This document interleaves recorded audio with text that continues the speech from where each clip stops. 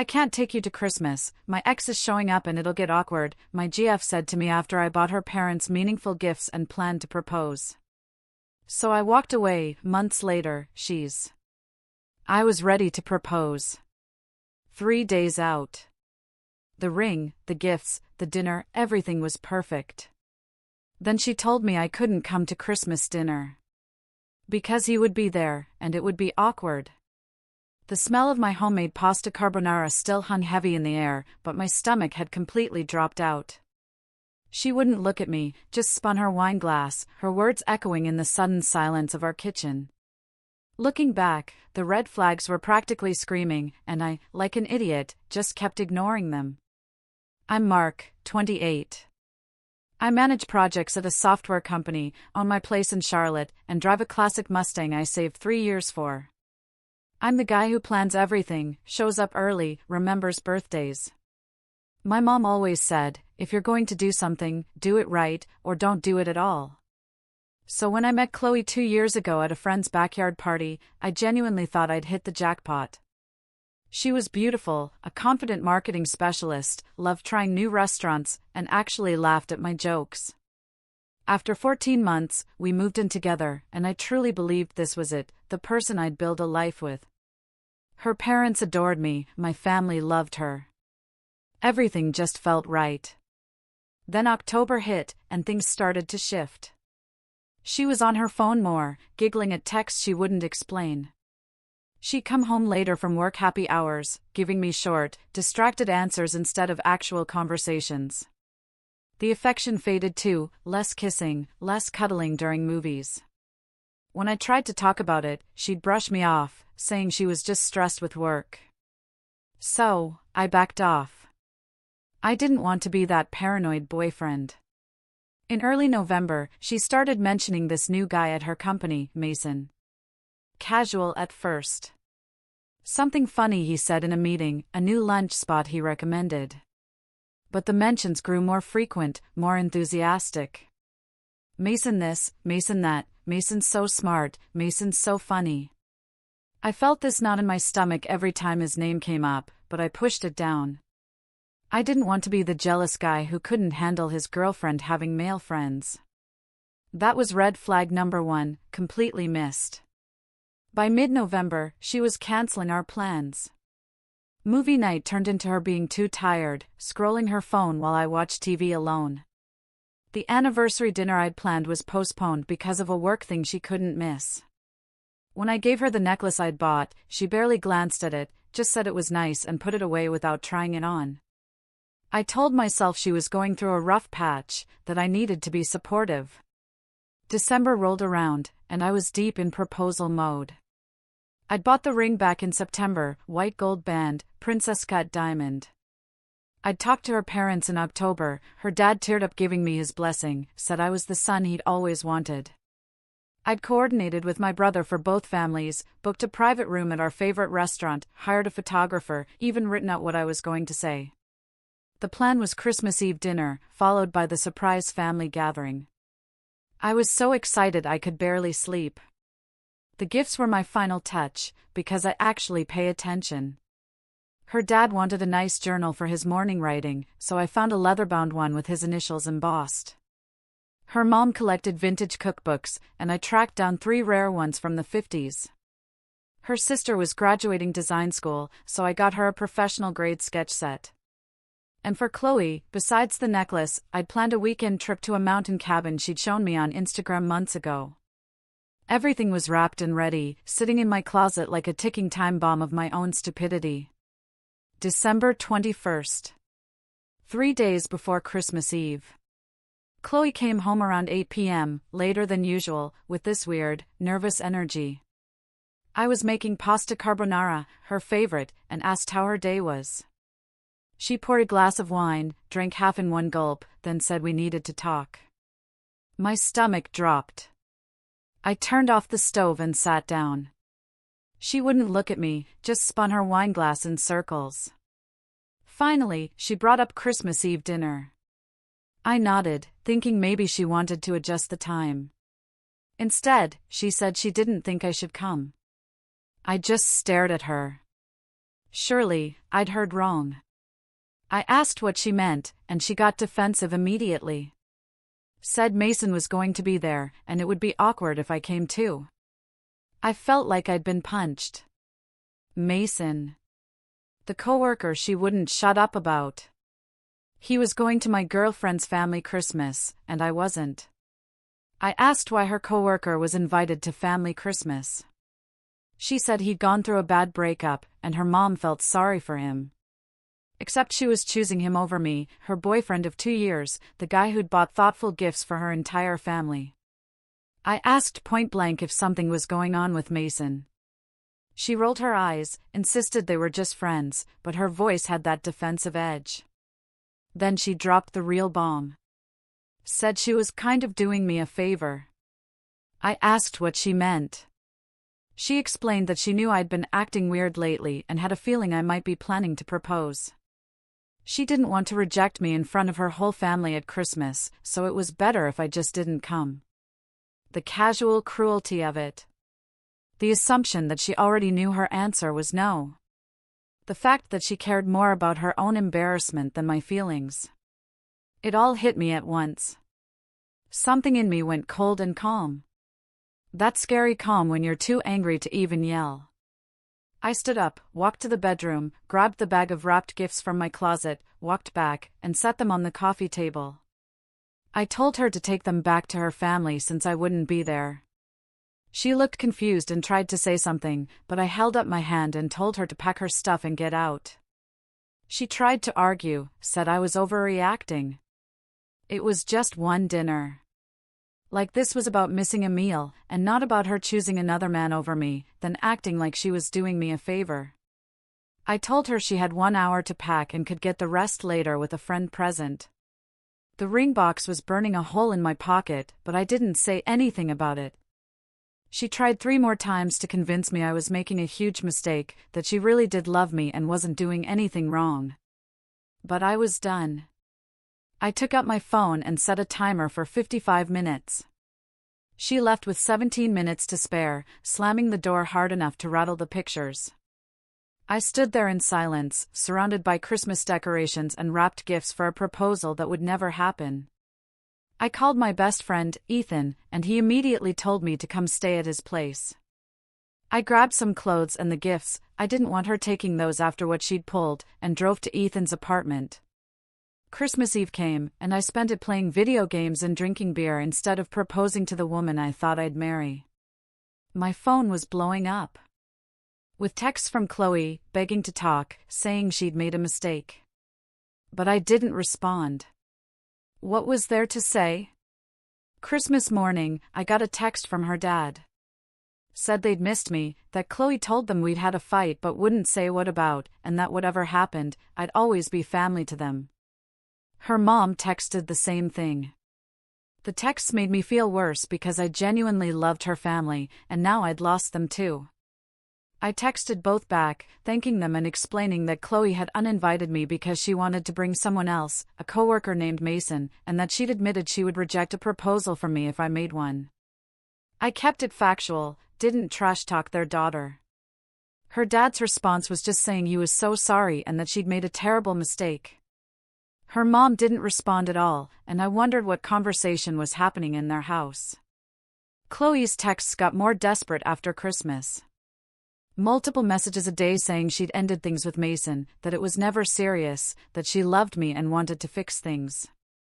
But even if I believed she'd ended it with him, which I didn't, the damage was done. She'd shown me exactly who she was and what I was worth to her. You don't uninvite your boyfriend of 2 years to Christmas. You don't choose a coworker over your partner. You don't tell someone you'd reject their proposal and then expect to just walk it back.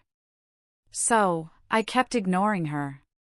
I spent the rest of the holiday week at Ethan's, trying not to think about the ring in my sock drawer and the future that had disintegrated in one conversation. The texts didn't stop after New Year's. They got worse, more frequent, more unhinged. Chloe was calling me at 2, 3, 4 in the morning, letting it ring until voicemail, then calling again immediately. I'd silenced her number but could still see notifications piling up when I woke. Dozens of missed calls and messages cycling from apologetic to angry to sobbing to threatening and back. Ethan told me to block her, but I wanted documentation in case things escalated. Then she started showing up. My neighbor mentioned seeing her car across the street at 6 a.m. Then at my coffee shop on Saturday, sitting in the corner, pretending to read but watching me the whole time. Then outside my gym, waiting by my car. Every time, I'd just turn around and walk away without a word. Wouldn't engage, wouldn't give her any reaction. It drove her absolutely insane, which honestly gave me some satisfaction after what she'd put me through. Her friends started a coordinated guilt campaign. Sarah sent this long message about how Chloe was crying every day and couldn't eat or sleep, and how I needed to give her closure. Brooke called me directly and spent 20 minutes explaining how everyone deserves a second chance, and I was being cruel. I told Brooke that Chloe had already gotten her second chance when I forgave those red flags.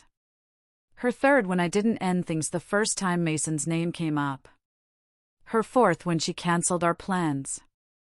She burned through all her chances when she uninvited me to Christmas. Brooke didn't have much to say after that. Meanwhile, I was doing better than I'd been in months.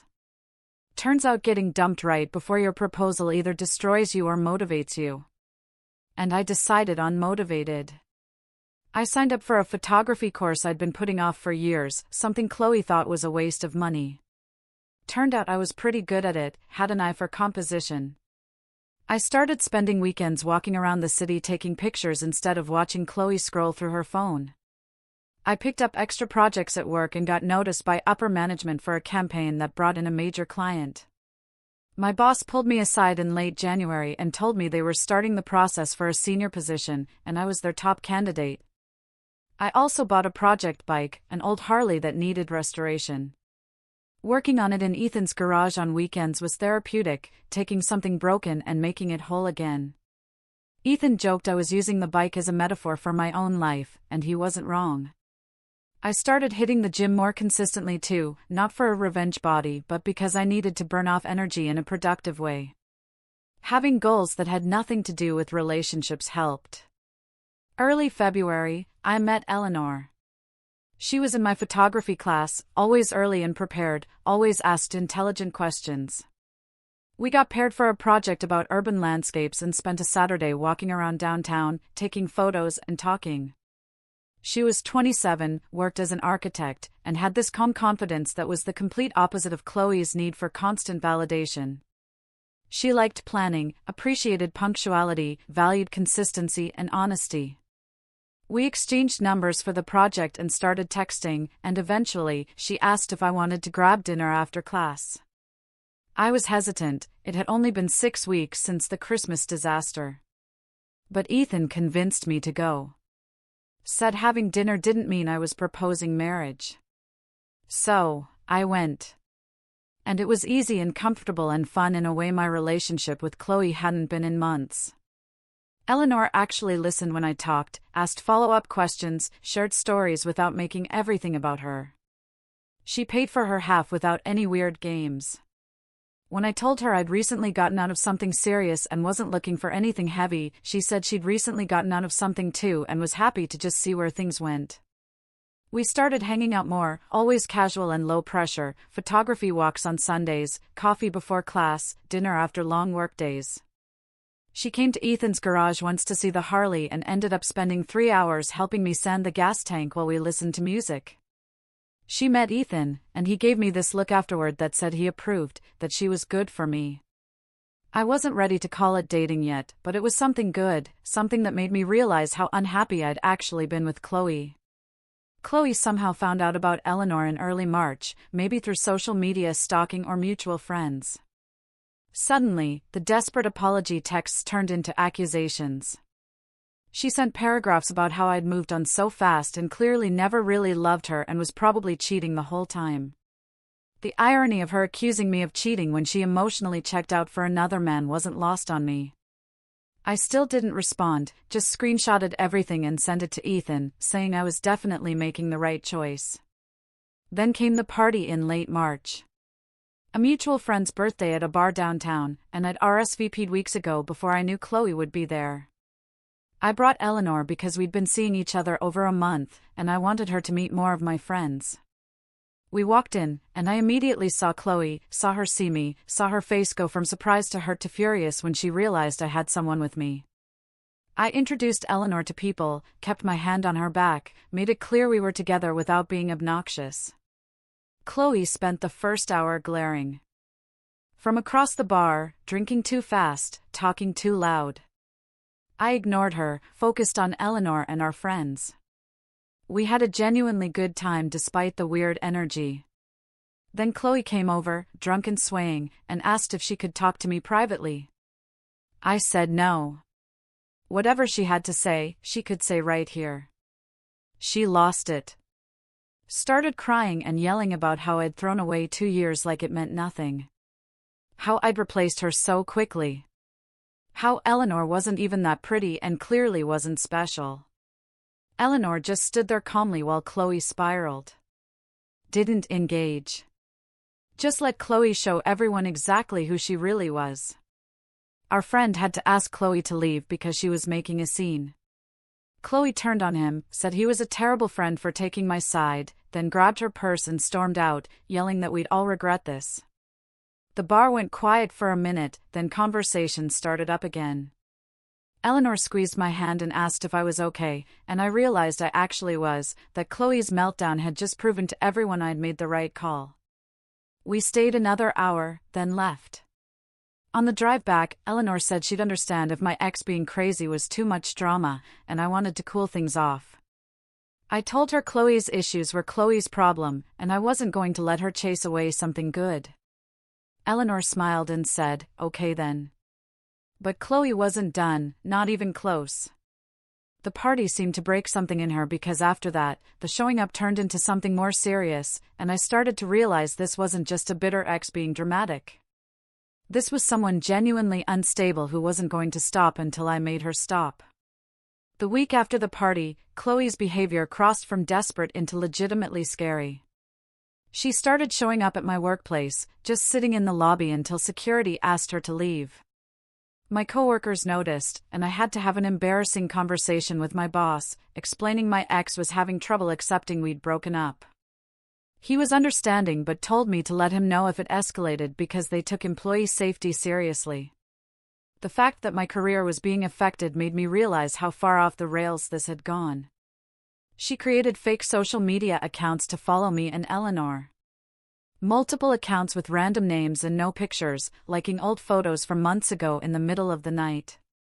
Eleanor showed me the messages Chloe was sending from these accounts, long, rambling paragraphs about how Eleanor had stolen her life, how I was supposed to marry Chloe, how Eleanor was just a rebound. Eleanor handled it better than I would have. Just blocked each account and screenshotted everything. She told me her older sister had dealt with a similar situation, and the most important thing was never to engage and keep records for potential legal action. The flowers started in early April. Not romantic bouquets, but funeral arrangements left on my doorstep with cards saying things like "for what we lost" or "mourning what could have been." It was disturbing, this weird dramatic gesture showing how completely Chloe had detached from reality. I photographed each arrangement with the cards and threw them away, adding them to the growing evidence folder. My neighbor asked if someone had died, and I had to explain, no, just my ex being unhinged. Then Sarah started attacking Eleanor online, posting comments on her social media, calling her a homewrecker. She wrote fake reviews on Eleanor's architecture firm's page, claiming she was unprofessional, completely fabricated nonsense designed to damage her career. Eleanor had to contact the social media platforms and the review sites to get it removed. Had to explain to her boss what was happening. That was the moment I decided I needed legal action.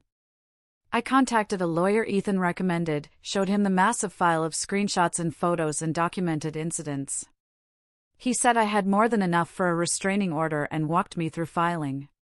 We submitted paperwork in mid-April with a court date set for early May. Once Chloe was served with the temporary order, she'd have to stay at least 200 feet away from me, my home, and my workplace, and violations would have actual legal consequences. Chloe was served at her workplace on a Tuesday. I know because she immediately started blowing up my phone from different numbers, friends' phones, probably burner apps, calling over and over, demanding to know how I could do this. Each call went to voicemail, and I forwarded every one to my lawyer as evidence. She left messages cycling through crying and apologizing and angry and threatening. The same emotional pattern, but now with legal consequences hanging over her. The court hearing was May 3rd. I showed up with my lawyer, my evidence file, and Eleanor, who wanted to testify about the harassment. Chloe showed up late, alone, clearly unprepared. The judge reviewed everything, looked through photos and screenshots, listened to some voicemails. Chloe tried to argue she was just trying to get closure, that I was being cruel by cutting her off, that she had a right to express her feelings. The judge shut that down quickly, explained that showing up at someone's workplace repeatedly, creating fake accounts to harass their partner, and leaving funeral flowers went way beyond seeking closure into harassment and stalking. The permanent restraining order was granted, 3 years no contact. She had to stay 200 feet away from me, my home, my workplace, and Eleanor. Chloe started crying in the courtroom, saying this was unfair and I was ruining her life. The judge told her she'd ruined her own life by refusing to respect boundaries and that violations meant arrest. We left, and I felt this massive weight lift, like I could finally breathe properly. I thought that would be the end. The order was clear. Consequences were serious. Surely Chloe would finally get it. I was wrong. 2 weeks later, Saturday night around 11 p.m., my apartment buzzer started ringing incessantly. I checked the camera and saw Chloe, clearly drunk, swaying and yelling into the intercom that she just needed to talk to me, that she loved me, that we were meant to be together. I immediately called the police and then Ethan, who lived 15 minutes away. Ethan got there first and used the intercom to tell Chloe the police were coming and she was violating a restraining order and about to get arrested. She started screaming at him, calling him a traitor, saying he'd poisoned me against her. Police showed up 10 minutes later. I watched through my window as they talked to Chloe as she gestured wildly, pointing at my apartment, as they eventually put cuffs on her when she refused to leave. She was arrested for violating the order, spent the night in jail, and went back to court the following week where the judge added penalties and extended the order.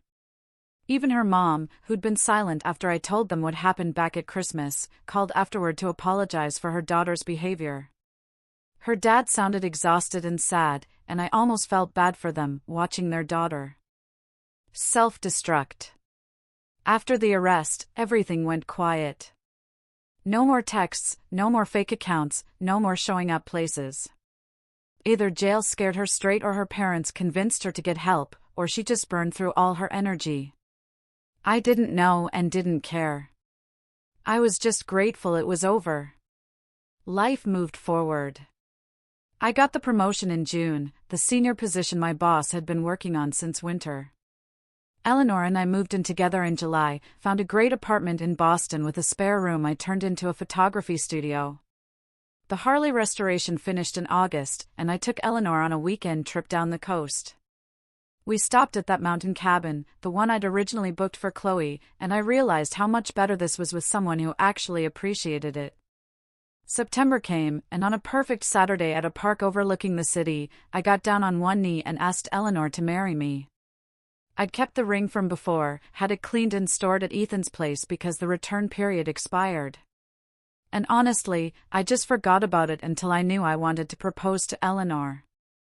The ring wasn't the problem. Choosing the wrong person was. Eleanor said yes immediately. No doubts, just pure joy about our future. We called our families, celebrated with Ethan that night, started planning a wedding for next summer. I never heard from Chloe again. Last I heard through mutual friends, she'd moved to another city for a fresh start, was in therapy, had accepted responsibility for everything. I hope that was true for her sake. But mostly, I didn't think about her anymore because my life had moved so far beyond that disaster. Sometimes people ask if I regret those 2 years or if I'm bitter about how it ended. Honestly, I'm not. Yeah, it sucked, and the showing up was terrifying. But if Chloe hadn't shown her true colors when she did, if she'd said yes to that proposal, I'd have married the wrong person and ended up divorced and miserable. Instead, I dodged a massive bullet, found someone infinitely better, and built the life I actually wanted. The ring meant for one person ended up on the hand of the right person. And that felt like the universe correcting a mistake before it was too late. Sometimes the worst things that happen end up being the best things that could have happened. You just can't see it until you're on the other side. What do you think? Was this just bad luck, or was it a necessary wake-up call?